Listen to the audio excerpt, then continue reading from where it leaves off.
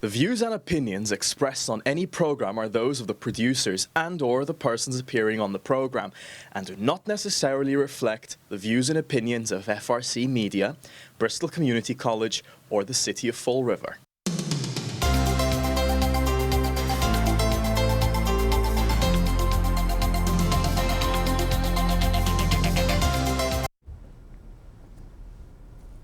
Hi, I'm Mike O'Sullivan, CEO of One SouthCoast Chamber, and we're really happy today to bring to you the One SouthCoast Chamber Business Connection. We're going to talk about all things business in Fall River, New Bedford, and across the entire South Coast. And with me today, I'm joined by Katie Green, our Vice President of Marketing and Events, and Ian Trombley, our Vice President of Public Policy. So welcome. Thank you, Mike. Happy New Year, everyone. Happy New Year. Yes. 2025. It's incredible. Where does the time go? Yeah, It's going to take a couple weeks to get used to that. Yeah. Or months. Yeah. Yeah, it's going to take a month. It's going to take a month, but we're happy to have you guys here to talk all things Chamber and South Coast as we roll through the new year. It's going to be a great year. It's going to be a great year. And I have a feeling we'll blink and we'll be saying Happy 2026. The year will fly by because we've got a lot to talk about. We have a lot on the docket for this new year. But before we go into the new year, let's recap what happened in 2024. We had our holiday business after hours, which was a great success back in December. And at that event, we drew our annual holiday raffle winner. So we want to congratulate our friend Jennifer Brand from Open Cape. There she is. She won $2,500. Congratulations, Jen. That was exciting. And I actually, when we presented her the check, I told her, Jen, the ticket we drew was ticket number 3. She bought the 3rd ticket from the day we started selling them at that Serve Pro Business After Hours. She bought tickets 3 and 4. Yeah. Exactly. Wow. So it just goes to show it doesn't matter when you buy, whether you buy that night or you buy the first night that we started selling. Yeah. I think the first year one of the last tickets bought was by Chris Costello when he won. I think you are correct with that. Yeah. I think he bought it like as we were walking out the door on the way to the event. You could be right. You could be right. Yeah, so that year we didn't shuffle it. We just picked from the top. And this year we just flipped the box over and picked from the bottom. Don't be spreading rumors. and Jeff Paliuka just bought it right in the middle. That was a really cool raffle this year. It's nice. It's always it's nice when our members get involved. We had a lot of people from the community as well. We sold them for $5 a ticket. I think we'll probably be doing the same thing in this new year for this 2025 raffle, because it makes it affordable for everyone, and it's a nice little holiday gift. Yeah, we had some people from way out of state, the other Texas, I think. Yes. Oregon or something. Yeah, like that. And, yeah. People find it. But it's fun. It's fun. As you and I know, Katie, it's fun when you pull the winner out and you see the name. And it's fun when you know the person. When you know them, yeah. Like when you instantly know the person, it's a lot of fun to be like, oh, this is going to be a fun phone call to make if they're not here. Yeah. She wasn't there, and she told me afterwards when I talked to her the next day, she said, somebody called me and I didn't believe them that I won. So, so congrats again, Jen. And we actually presented Jen with a check at our very last event of 2024, which was our Women's Power Lunch. We held that right down the street from here at Nona's, which is at Primo on Water Street. We were at their ribbon cutting, which we've talked about on here. The food, you weren't, I don't think you were there, I couldn't Ian. make it. You missed it. The food is top notch. It's really good. And they did not disappoint once again at the Women's Lunch. They put out a beautiful buffet for us. And we had a great event. And everyone who attended, we encouraged them to donate an unwrapped toy, which went to our friends at Citizens for Citizens for their Operation Christmas. So that helped to bring some nice Christmases to some families on the South Coast. So that was it. We held over 50 events in 2024. Wow. I have the gray hairs to prove it. I'm starting to look like Mike a little bit. Oh. You're not going to look this bad. Hopefully I have a ways to go before I'm there. It was a busy year, though, for sure. It was. We had a lot. We fit a lot in. We did, and it was when I was, putting the notes together for the show, and I started counting it up. I thought, oh my gosh, I'm in the 30s, I'm in the 40s, and then before I knew it, we were over 50. So we had Chowder Fest, which was our most successful one to date. We had our annual meeting, which we just had actually in December as well, over at White's, where we honored all of these wonderful people in the community, which we've talked about in previous shows with the Apex Awards, Ambassador of the Year, Brayton Awards. So once again, congratulations to all of those people for not only earning the award, but for everything that they do in the community. And then we had our golf tournament. Ian, that was your first time participating in the golf tournament. We're planning that again. Yeah, that's a wonderful tournament. Thank you. Yeah. I'm going to take the credit. Yeah, you deserve it. You deserve it. Yeah, and then Chamber weather. We love it. We love some good chamber weather. There they are. It was April, very end of April that we did that, and we had a beautiful day for it over at Country Club of New Bedford. And then, of course, Fall River State of Business with Mayor Coogan. That was another great event. So, but Ian, it wasn't just all about me and my events.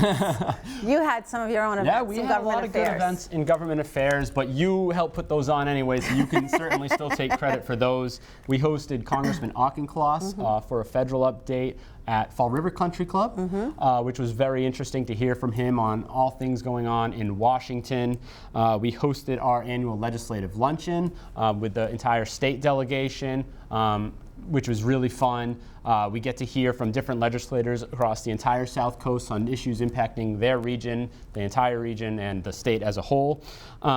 We also hosted Secretary Howe, the Secretary for Economic Development here in Massachusetts, which was really cool looking back, because that morning, or that luncheon, she actually drove to our luncheon from an announcement with Governor Healy announcing their economic development bill. Which was really cool. We didn't realize it would be that exciting at the time, but she left that announcement, drove to our luncheon, and kind of did another announcement, which was so cool because that economic development bill just got passed recently in the legislature. And she was fantastic. She was one of our very first events of the year, actually. That's right, yeah. Very early in the year. She's a terrific speaker, and she always has great topics. There's always so much stuff going on in the state, particularly in the economic development world. Absolutely. So we also hosted Secretary Jones, Department of Labor, and Secretary Augustus from Housing and Livable Communities recently for a joint luncheon to discuss two of the major issues impacting the business community, workforce and housing. We learned a lot. They had a great discussion. We also announced the South Coast Workforce Housing Coalition in partnership with Paul Chase, which is an exciting partnership that we've taken on to kind of just bring to light the issue of how housing, everyone's talking about housing here in Massachusetts, the cost of housing, but how does it impact the business community? It's having an impact. We're seeing the impact on staffing challenges. People can't afford to live here. They can't afford to work here. They can't afford to be here. So we're just kicking that off, but we're excited to do more on that. Yeah, and where we're concerned, it's really a regional level because, like the two gateway cities, Fall River and New Bedford, they're both doing a really good job working hard to, get new housing units, get them built, get them approved and built. But they can't do it all. It's got to be all the other communities in the region that have to be a part of it. And it's, and they can't be, the gateway cities they might be bigger, but they can't be telling all the other communities what they need to do. So they really need organizations like One South Coast Chamber and the Realtors Association, as regional organizations to be able to try to pull it all together and be the leader in convening everybody. So we're looking forward to that in 25. It's going to be an interesting year in the housing world. Yeah. But we're excited with the possibilities there. Yeah, absolutely. So we also had a great update, a Ways and Means update from our own state senator, Mike Rodrigues, who talked about the fiscal outlook for the state, his very unique perspective on the budget and kind of where we're heading and where the economy's heading.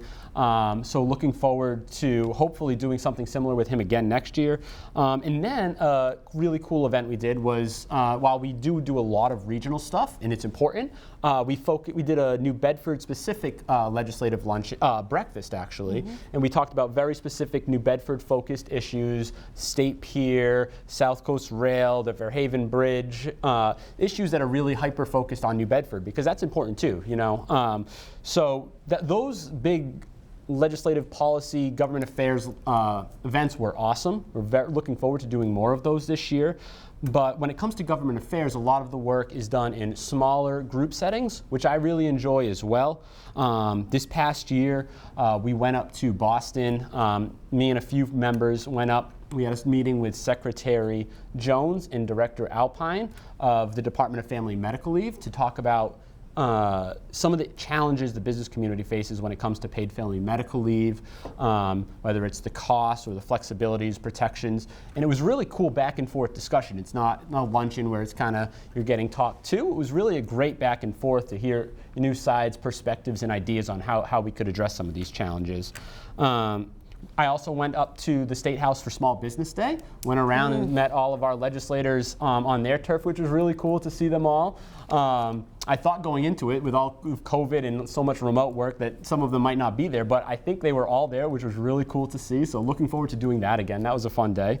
And we also had another one on the federal level. Well, we work with our congressmen all the time. One that was really cool was, as we all know, the South Coast has been impacted by the Washington Bridge. So we gathered representatives from Senator Warren's office, Senator Markey's office, Congressman Keating's office, Congressman Auchincloss's office, to highlight to them how much the South Coast region in Massachusetts is really being impacted by the Washington Bridge. Rhode Island gets a lot of the focus and the media attention on that. But it's not just a Rhode Island problem, it's the bridge that connects Rhode Island and Massachusetts, and it's having an impact down here. So they're all over it. They heard from us. They're all over the case. Congressman Auchincloss, who represents Seekonk, Swansea, that area, Fall River, is really hyper-focused on making sure that our concerns are addressed as well. Yeah, we're hearing more and more now, at least I am, hearing more and more now that in the evenings it's getting harder and harder to get back down here. For people who commute to or for some reason have to go to Warwick, Cranston, that part of Rhode Island, to get back is taking like an hour and 15 minutes, an hour and a half on some days because of once you get on 95 and you get kind of in the area below the Thurbers Avenue curve, and it's all backed up because of the Washington Bridge. Yeah, yeah, and it's an important issue, and it's got some national attention. Secretary Buttigieg came down to look at the bridge and make sure that the community understands that it's getting the attention on the federal level that it deserves. But we're still facing a pretty big issue with that bridge, and I don't know if we're closer than we were, 6 months ago. It doesn't sound like it. Yeah, right. But. Some more small group meetings that we did this year was one of my personal favorites, our Government Affairs Committee, which is the idea is we bring some business leaders, members together who have a special interest in government affairs and public policy to meet directly with some of our elected officials. So we met in New Bedford, Fall River. We went to Titleist and toured the Titleist ball plant. We went to Matuk Manufacturing.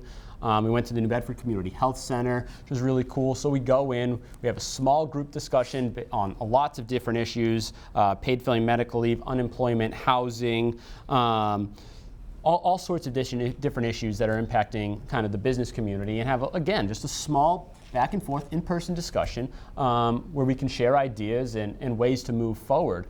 So that's a really, really cool committee that we meet 4 to 6 times a year, so we're looking forward to next year. If you're interested in joining, we're always looking for more members who have a special interest in government affairs, because government has an impact on every single business. It's just figuring out how, really. So. And the elected officials, they like those meetings because they like to hear from local people. So as they're going through their business, when they're at the State House or at the Capitol in Washington, they want to know. They want to be able to cite firsthand examples of people they've talked to, challenges that people are having, good things that are happening. So it's very important to all of the elected officials at every level. Right, totally agree. And it's not just Mike and I doing the advocacy. What we do is, as I mentioned, we bring in the members, and and we kind of kick off the conversation, but we really want our members and the owners and the leaders of the business community to say their side of the story. It means a lot. The elected officials represent them, their businesses, their customers, so it means a lot when it comes directly from these business leaders as well. So it gives them an opportunity to have that direct back and forth. Yeah, and the business leaders come prepared. They come prepared with their questions and concerns and comments, and listening to George Matuk have a good discussion. He apologized actually, but being able to have a really good, kind of down to earth but important conversation about the things that are affecting him now and his concerns about tariffs potentially in the future, that kind of thing. There's a lot of good stuff that's out there, and like I said, Congressman Auchincloss in that case, he needs to know those things. Because when they're debating things on the, in Congress, they need to be able to say, well, this is what's happening in my district. Absolutely, absolutely. George did a great job. I followed up with him, thanking him, because it's so really. I love it when members are prepared, ready to talk about how these issues are impacting them.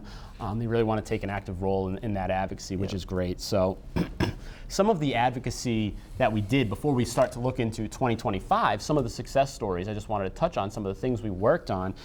We were heavily involved in the ballot questions this year. There was 2 ballot questions that we focused on. Question 2, which was the MCAS question, and question 5, which was eliminating the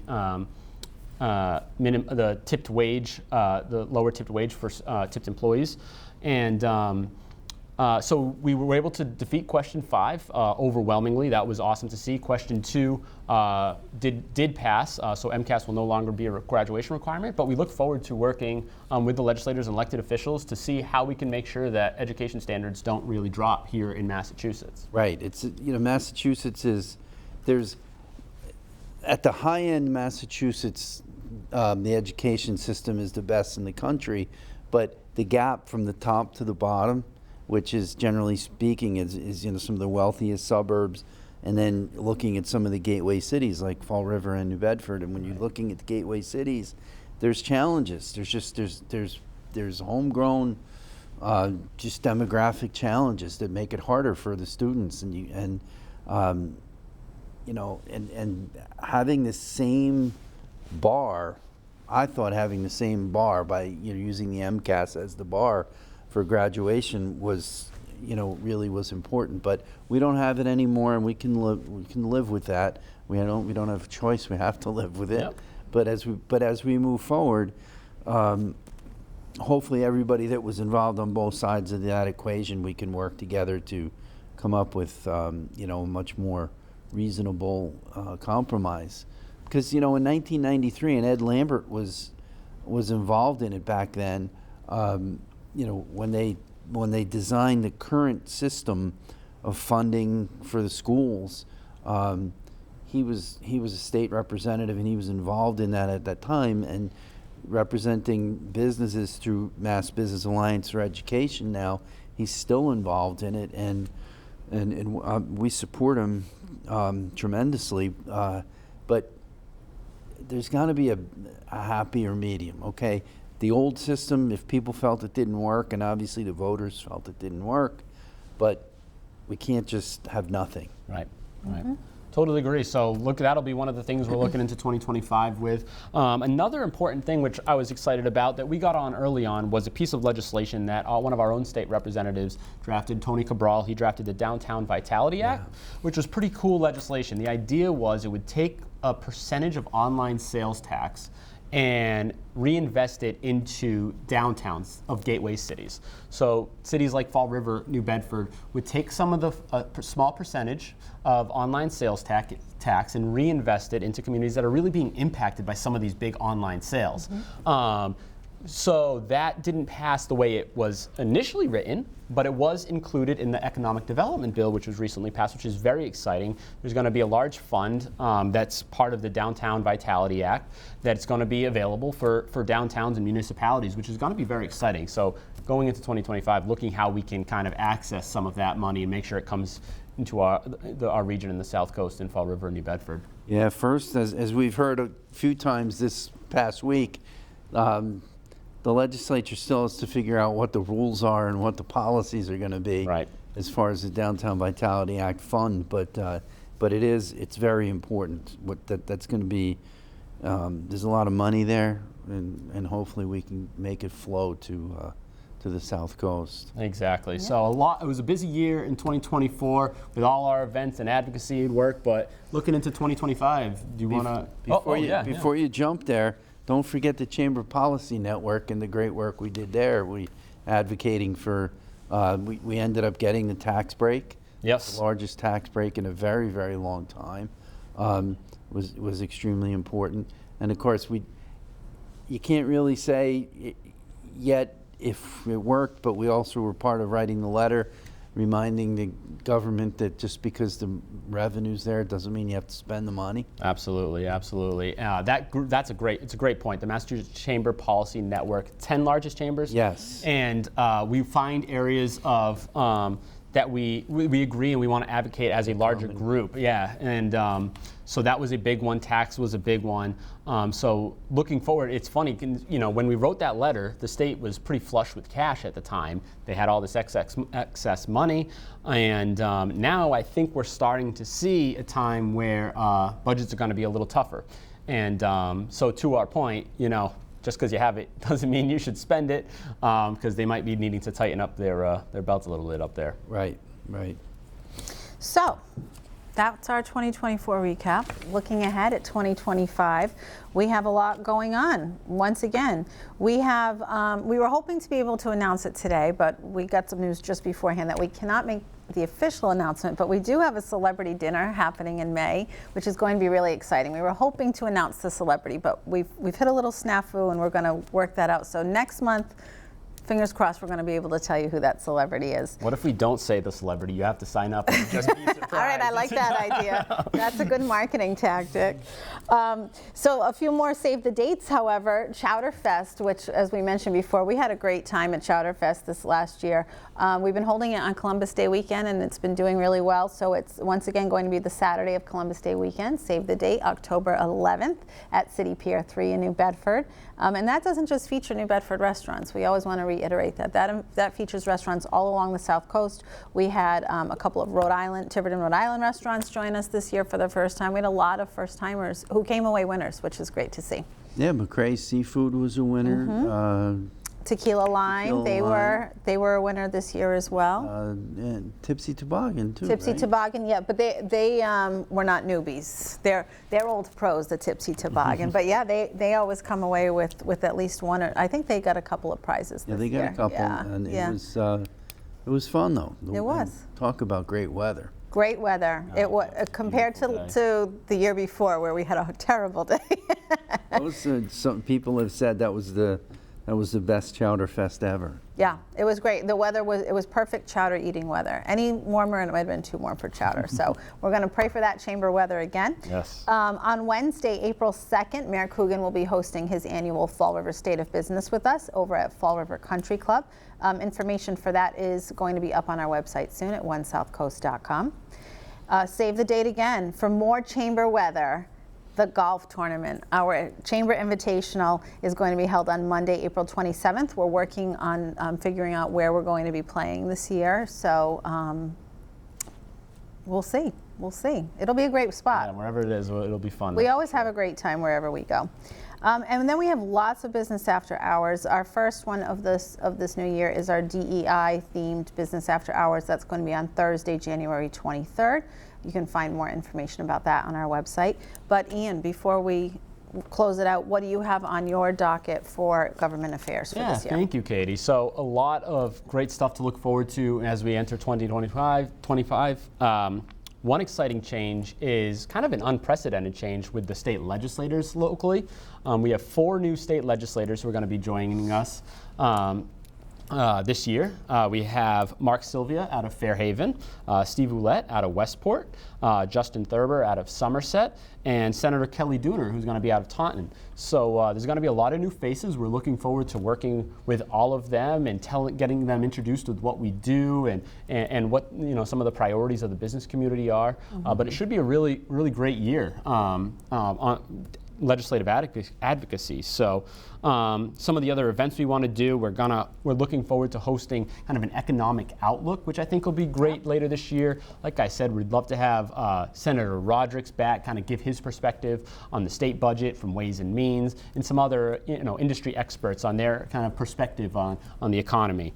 We'll do our annual legislative luncheon, which I said earlier is always a fun time with legislators across the South Coast and some new faces this year. That will be the first Friday in June. First Friday in June. At Rachel's Lakeside is where we host that one. Yeah, that's one of my favorite events of the year, and but I'm a little biased.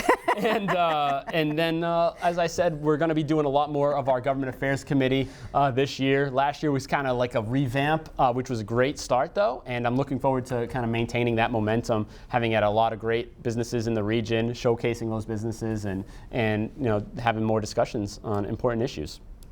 Excellent. Don't forget, as we have 4 new legislators, we have 4 very experienced, well thought of leaders are on their way out. Paul Schmid, Bill Strauss, Mark Pacheco, and Pat Haddad. Yeah. We could go down the list. For days with the great things that they have done. The accomplishments, the resources they brought to this region, it's unbelievable. We're losing a few titans up there.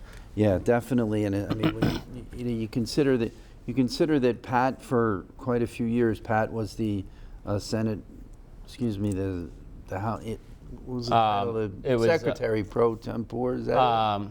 She was the state rep. She was pro tempore. Pro tempore. She was number 2. Yep. Number 2 in the House. Yep. And then Bill Strauss was the chair of transportation for a long time. Yep. Big piece of why South Coast Rail's here now. Exactly. Or will be here in a couple months, hopefully. He really led the way fighting the battle in the legislature, and is really, as you say, is why we're going to have the South Coast Rail. So, it's change can be good, but at the same time, you have to acknowledge the great work that these 4 did. Absolutely. Throughout their careers at the State House. So that's good stuff. Absolutely. Yeah. I think that about wraps things up. What do you guys think? I think 2024 was a great year. Some days it didn't feel like it was so great, but really it was a great year. And as we've already rolled into 2025, I think 25 is going to be a great year. I think it's going to be our team together. It's really going to be our second full year of all of us together at the chamber. And then at the end of the year, Dorothy's going to be retiring, which is going to be a loss, but she's going to be there all the way through. Through 2025. So it'll be an interesting year in some ways. At the end of the year, it'll have a little bit of sadness, but I really think 2025 is going to be a great year. With lots of chamber weather at our events. Yes, totally agree. Chamber weather, some new events. Yeah. We're excited about the celebrity event, but it's just going to be delayed a little bit, but in making an announcement, but that's okay. Yep. Yeah. Absolutely. We'll get there. Yeah. We'll get there. Yeah. All right. Well, thank you. Thank you. Thanks for having us. We'll see you Thanks next for being time. here. 32.